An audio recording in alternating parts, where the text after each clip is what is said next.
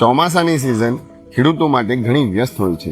ચોમાસાની સિઝન દરમિયાન ખેડૂતોએ ખેતરના પાણીમાં કલાકો સુધી ઊભા રહેવું પડતું હોય છે. આથી આ સિઝનમાં નાની બેદરકારી પણ મોટી હેલ્થ પ્રોબ્લેમ લાવી શકે છે. ચાલો સમજીએ મેડિકલ રિયાલિટી. ચોમાસાની સિઝન દરમિયાન લાંબા સમય સુધી કાદવ કિચડ કે ખેતરમાં કામ કરવાના લીધે પગમાં ઘા, લાલાશ આવવી, સ્કિન ઇન્ફેક્શન, ફંગલ ઇન્ફેક્શન કે અમુક કિસ્સાઓમાં લેપ્ટોસ્પાઇરોસિસ જેવી ગંભીર બીમારીઓ થઈ શકે છે. આથી ખેતરમાં કામ કરતી વખતે ખુલ્લા પગે કામ કરવાનું અવોઇડ કરવું જોઈએ અને શક્ય હોય તો રબરના બૂટ કે પ્રોટેક્ટિવ ફૂટવેર પહેરવા જોઈએ. ખેતરમાં કામ કર્યા પછી પગ અને શરીરને ચોખ્ખા પાણીથી સાફ કરીને સૂકા રાખવા જોઈએ. પગમાં કે શરીર પર કોઈ નાનો ઘા દેખાય તો એને એન્ટિસેપ્ટિક દવાથી સાફ કરીને ડ્રેસિંગ કરવું જોઈએ. જો તાવ આવે, શરીરમાં દુખાવો થાય, આંખોમાં લાલાશ થાય કે પગમાં અસહ્ય દુખાવો થાય તો જાતે દવા ના કરતા નજીકના ડોક્ટરની સલાહ લેવી જોઈએ. રિમેમ્બર, ચોમાસાની સિઝન ખેડૂતો માટે અન્ન લાવે છે, પરંતુ આ સિઝન દરમિયાન પોતાની હેલ્થનું ધ્યાન રાખવું પણ એટલું જ જરૂરી હોય છે.